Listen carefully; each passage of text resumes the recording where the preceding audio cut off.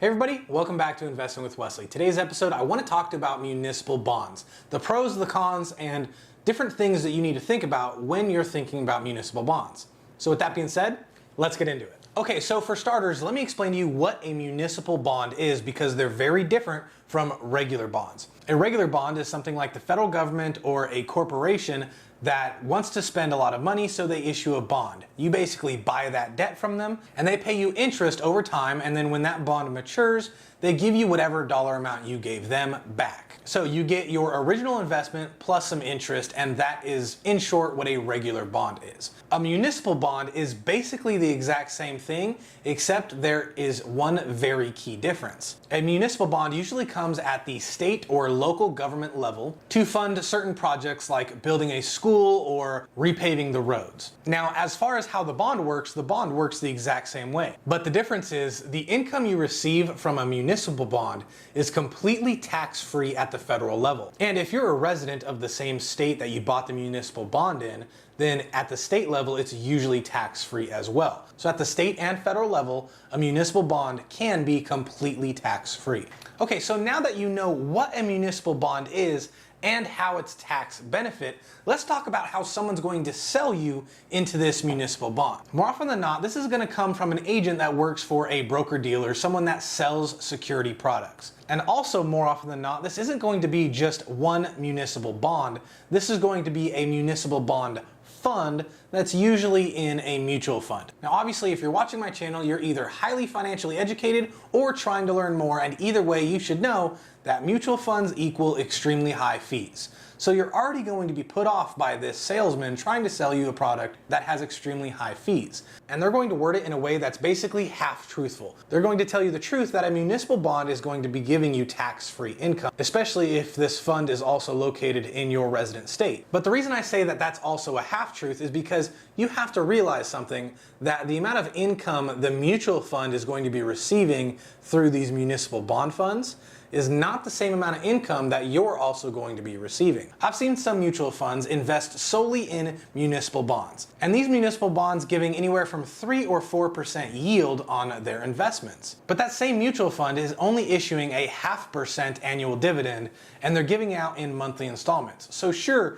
you're receiving monthly income, but it is an extremely small fraction of what the mutual fund is actually receiving through those investments. Now, when factoring a 0.5% dividend that you're actually receiving from this mutual fund, and you also factor in the 3.5% sales fee on all of your money that you're investing into them, you're actually not receiving any sort of income from this mutual fund whatsoever, because the little bit you receive in a dividend goes to offset the massive sales loads that they're charging. This is why you guys have to be very careful on who you listen to, especially if they work for a broker-dealer and they're not a registered investment advisor, because those two things are vastly different. One sells securities, one is regulated by law to work in your best interest in providing you with the best possible securities that they believe can help you meet your goals. So what would the investment advisor recommend to you? Well, the investment advisor would sit you down and help you understand the differences between taxable yield and non-taxable yield. There's actually a formula that you could use to calculate this yourself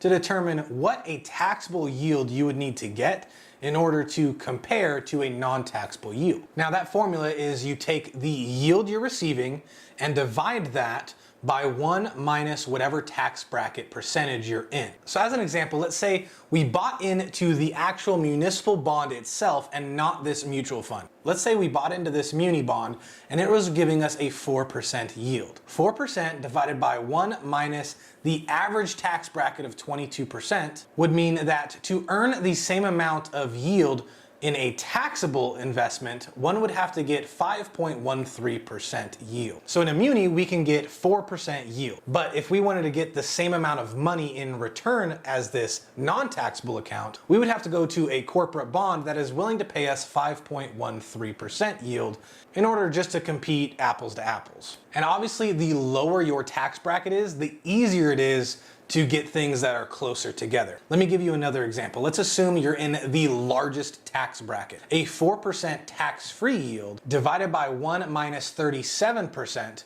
Meaning if you were to invest in a corporate bond instead of this municipal bond, that corporate bond would have to pay you 6.34% in annual yield before it would compare to this tax-free 4%. So once this investment advisor has sat you down, helped you understand the math, and determined that this 4% yield might not be all it's cracked up to be because there's other corporate yields out there that are giving much greater returns than just those 4%. You guys could also work together to determine if those taxable yields are within your risk tolerance or not. The investment advisor would also tell you that investing in municipal bonds, the income you receive from those muni bonds, counts as provisional income. And provisional income plays a huge role when it comes to Social Security as we get closer to retirement. Now, most people, when they start hearing about and researching municipal bonds, are getting closer to retirement. They're thinking bonds as income generation, monthly income, and they're thinking the municipal bonds because it's tax-free. And honestly, in retirement, who wouldn't run and receive monthly tax-free income?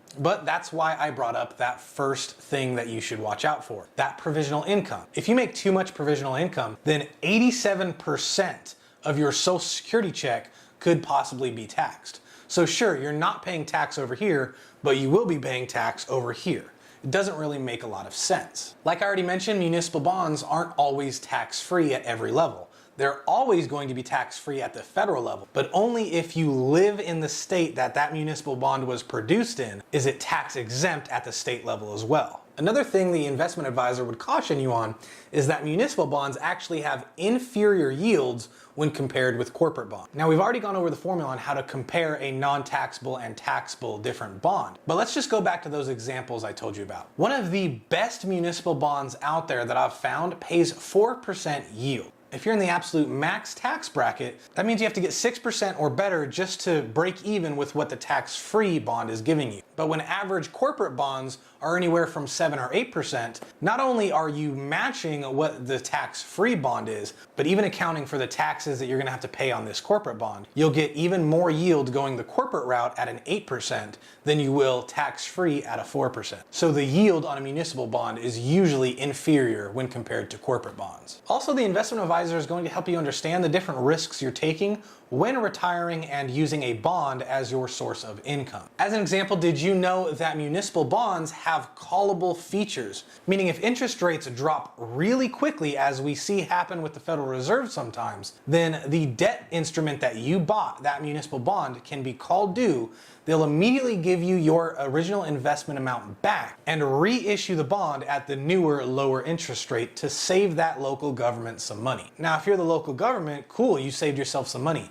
But for you, yeah, you got your original investment back, but you still need monthly income. So what are you gonna do? Are you gonna repurchase this new bond they just issued at a much lower interest rate? You effectively just took a giant pay cut by doing so. Municipal bonds and pretty much any other bond out there have purchasing power risk as well. Purchase power risk, just like it sounds, is the risk that you take in limiting the amount of purchasing power that you're going to have over time. In this municipal bond example, we've been talking about a yield of 4%. But if inflation keeps up at the same 6 to 8% pace that it's been at lately, with it honestly showing no signs of slowing down, then pretty soon that 4% just ain't gonna cut it when it comes to purchasing power, and you'll be priced out and forced to either liquidate or take on debt. Now, to be fair, corporate bonds share this same risk, but I'd be a lot happier taking an 8% corporate bond than a 4% municipal bond, because at least with this 8% corporate bond example, I'm getting what inflation is and I'm not losing any money to inflation, so to speak. So those are the two different sides of the coin.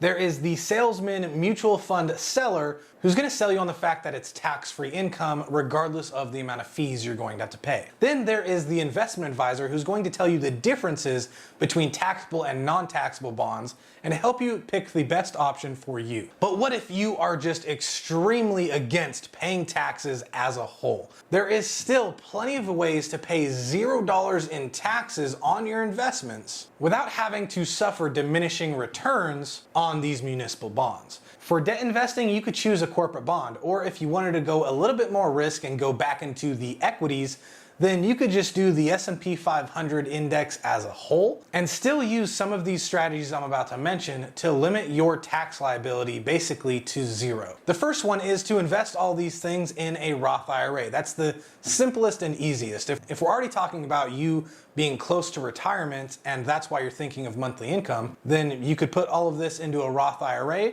retire, take that money, and because it's in a Roth IRA, it is completely tax-free. You could take that money and with the help of this investment advisor, cherry pick really good dividend producing companies and use that dividend as your monthly yield in a sense and live off those dividends. And with the help of a really good tax professional, those dividends wouldn't count as earned income, they would count as a capital gains, which depending on your tax bracket could qualify for 0% tax. There's also the business bank method where you put all of your retirement money inside of a business that you create and you treat that business like a bank. That business is going to invest the same way you would invest as a person, but instead the income you're going to receive is either going to be as a loan from the business or a distribution, which is subject to way less taxes than had you just taken that money cash yourself out of the business. Now, admittedly, those are kind of vague examples, and I am not by any means a tax professional, but if you want to learn a little bit more when it comes to these taxes and limiting the amount of taxes that you would have to pay, then go back to my previous episode where I talked to you all about that. Also in that episode, I listed some individuals that I am extremely fond of, huge fans of their YouTube channel